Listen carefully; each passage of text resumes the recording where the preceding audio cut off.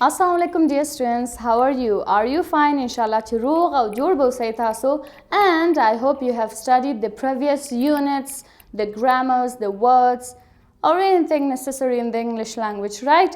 څه هم چې تاسو ته د یوې ژبې په زده کړه کې مهم په نظر رسیږي هغه تاسو همیشه پریکټس کوئ او له ځانه سره بار بار تکراروئ. صحیح ده؟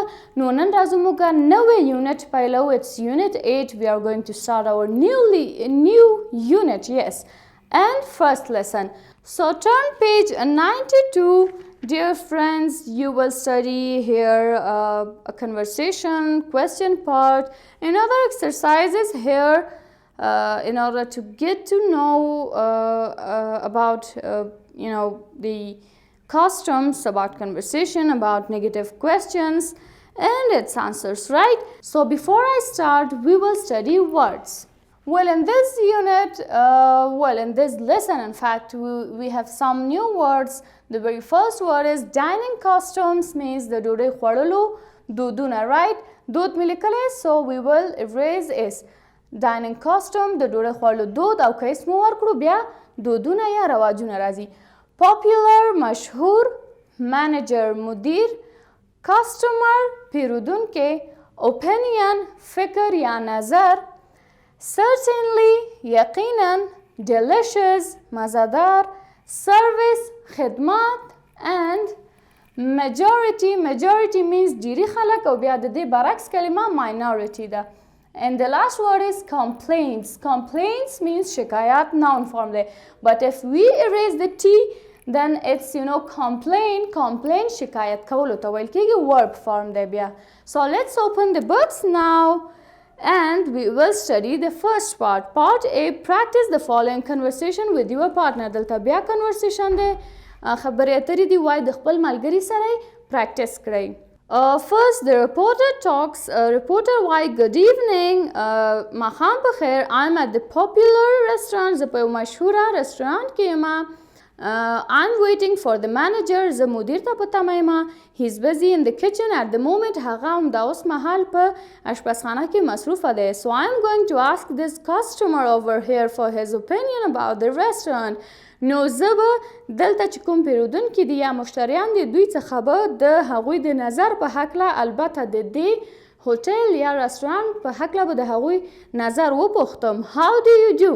Well, dear friends, how do you do doesn't mean چې تاسو څه کوئ. Remember this.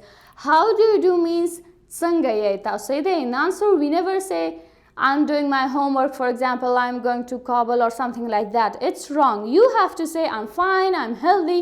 This is the correct answer, right? You needn't say I'm doing something, right? تاسو باید خپل حال ورته بیان کړئ. How do you do مطلب ته څنګه یې. You can search it anywhere, you can Google it. It means څنګه یې. صحیح ده؟ So here the person hasn't answered. I don't know why, but again the customer says, how do you do? ته څنګه یې. Reporter says, well, here's also not the answer mentioned. دلته customer هم جواب نه دی ورکړی. ول تاسو کولی شئ دا سرچ کړئ. دا دی چې یعنی څنګه یې او جواب کې وایي چې I'm fine and healthy, or we can say alive and kicking too. Well, the reporter asks, can I ask you a few questions? آیا زه کولی شم تا څخه ځینې سوالونه وپوښتم. Customer says, certainly, یقینا. Reporter asks, what do you think of the restaurant? ته د دې رستورانت په هکله څه نظر لري. Customer says, I think it's very nice. دا ډېر زه فکر کوم چې ډېر ښایسته دی یا ډېر ښه رستورانت دی. Reporter says, do you like the food? آیا ستا د دې ځای د ډوډۍ یا غذا خوښه شوله. Customer says, yes, it is delicious. Customer په جواب کې ویلی چې هو زما خوښه شوه یا مزهداره وه. Reporter بیا وایي چې really یعنی رښتیا دلته کړی یعنی یو ډول اکسپریشن ښودلی وایي چې وبخښئ هغه د منیجر راغی او منیجر ته بیا ویلی دی چې ماښام په خیر سر. بیا منیجر ورته په ریپلای کې ویلي good evening. ستاسو هم یعنی ماښام په خیر وي. I'm sorry for being late. ډېر وبخښئ چې ناوخته شو. Reporter says that is all right. هیڅ مشکل نشته. Now you can give us some information. اوس ته کولی شئ موږ ته ځینې معلومات راکړئ. Manager says I will try. زه به کوشش وکړم. What do you want to know? ته د څه په هکله غواړې وپوهېږې. Reporter says why do you think a lot of people come here? ته ولې داسې فکر کوې چې ډېر خلک دلته راځي. Manager says well, I think our customers like the cooking and we try to make the service good. وای خانو زه فکر کوم چې دغه پیرودونکي زموږ پخلی خوښوي او موږ کوشش کوو چې زموږ خدمات ښه اوسي. سروس مینز خدمات یا خدمت. The waiters are friendly. زموږ دغه waiters یا ګارسونان دا ډېر دوستانه رفتار کوي and it is not costly, right? وای ډېر قیمته هم نه دی. Reporter asks what kinds of food do you serve? تاسو څه ډول غذاوې خلکو ته آماده کوئ. Manager says we have both Eastern and Western food. منیجر په جواب کې وایي چې موږ دواړه ډوله هم ختیځي او هم لویدیځي غذاوې لرو. But majority of our customers are Afghans. لیکن ډېری د پیرودونکو څخه زموږ افغانان دي. Reporter asks don't you get any complaints? آیا ته شکایتونه نه ترلاسه کوې؟ Manager replies yes we do. هو موږ ترلاسه کوو but only few. لیکن لږ څه. We had one last night. موږ یو شکایت پرون شپه هم درلود. A man complained because we closed at 10:30 in the evening. یو سړي شکایت وکړو ځکه چې موږ 10:30 بجې د شپې رستورانت بند کړی و. He thought it was too early. هغه فکر کولو چې دا ډېر وخته دی. Reporter said thank you very much. Reporter ترې مننه وکړه. Manager said you are most welcome. تا څخه هم مننه یا هم قابل یې نه دی یا وړ یې نه دی. Dear students, now let's get to part B. Answer the following questions. دلته شپږ سوالونه دي وایي دا ځواب کړئ.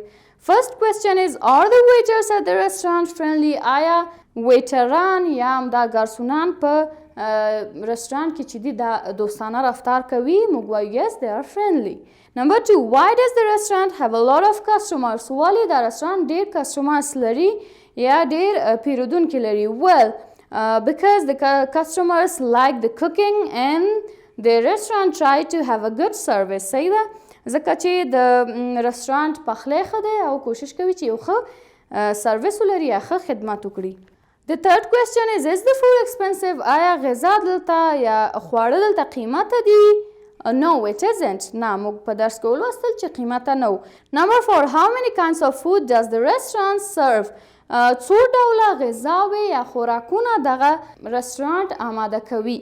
Well, they have both Eastern and Western food services. هغوی دواړه ډوله Eastern او Western خواړه آماده کوي.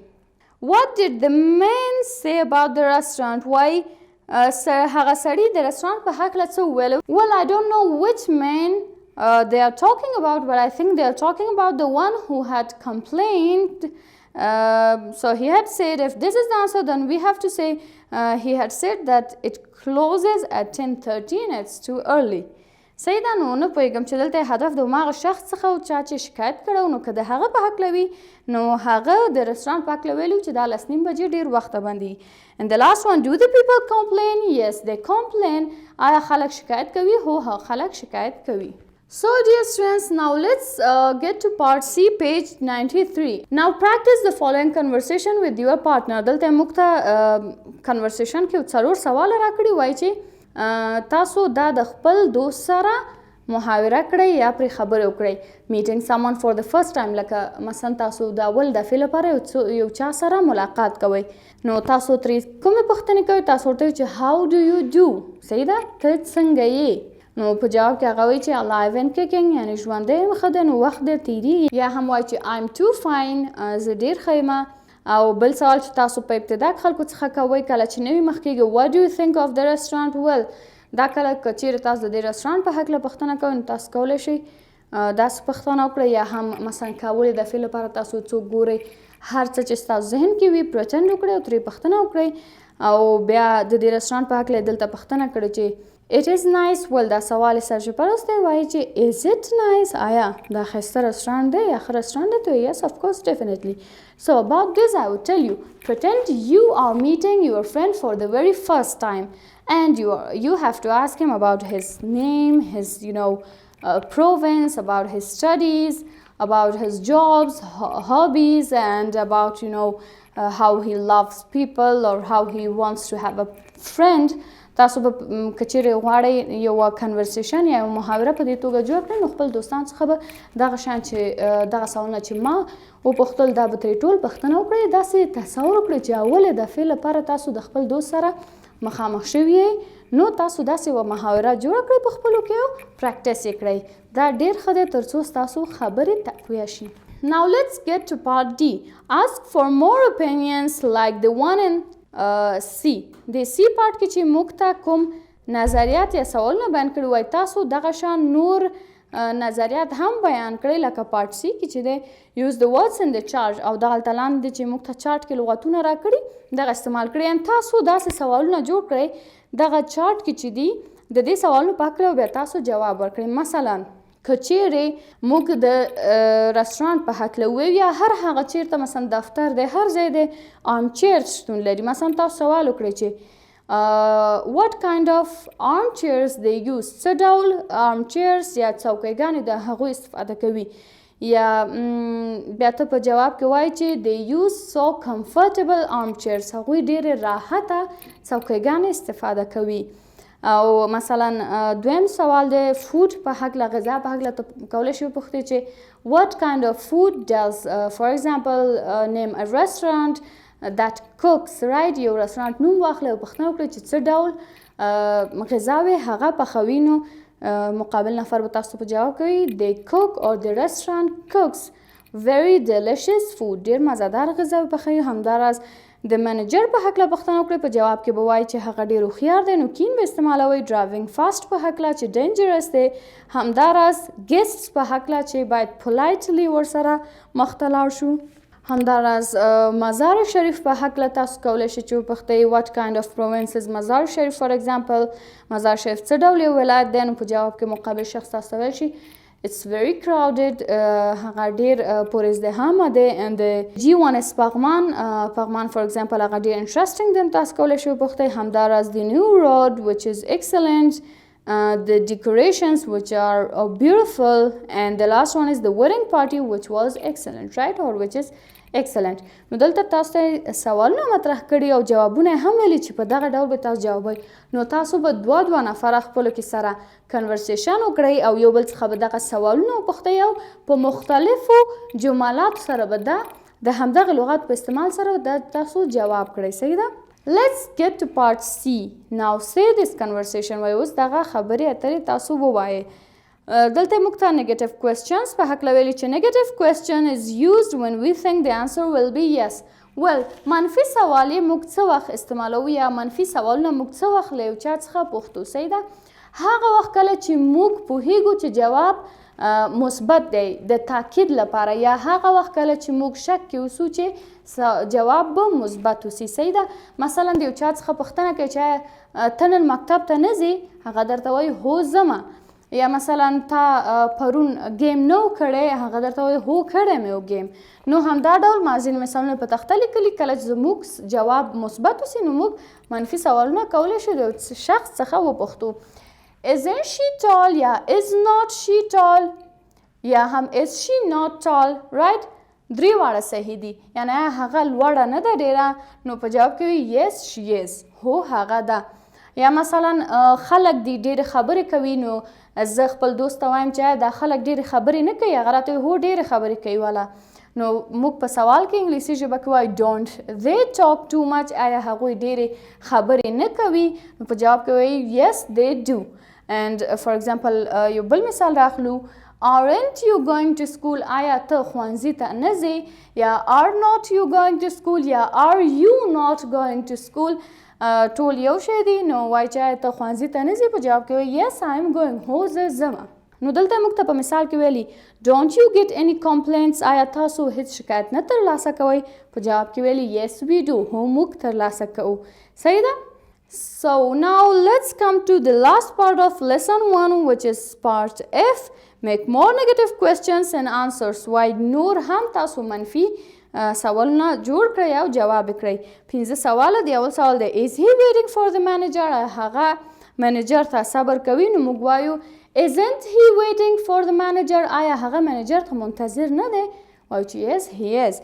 دویم سوال دی are you نور احمد ته آیا ته نور احمد وي اوس که دا موږ غواړو په یو چا باندې کنفرم کو او هغه دی او موږ پوهیږو چې yes جواب راکوي موږ ته موږ وایو aren't you نور احمد آیا ته نور احمد نه یې نو دلته زموږ هدف دا دی یا زموږ په ذهن کې دی چې دا شخص حتما ماته مثبت جواب راکوي خپل تایید لپاره موږ منفي سوال کوو. نو که چیرې وي نو وایي چې yes I am. Number 3, can they give you some information? آیا کولی شي هغوی تا ته ځینې معلومات درکړي؟ نو که دا منفي سوال ته چینج ووایو چې can't they give you some information؟ آیا نشي کولی هغوی تاسو ته څه معلومات درکړي؟ Yes they can. هو هغوی کولی شي. Number 4, did it close at 10:30 in the evening؟ آیا دا رستورانت لسنیم بجې د شپې بندېدلو؟ نو که دا منفي ته چینج ووایو چې didn't it close at 10:30 in the evening؟ نو د اطمینان لپاره موږ منفي سوال کوو. And the last one, number 5, is the food delicious؟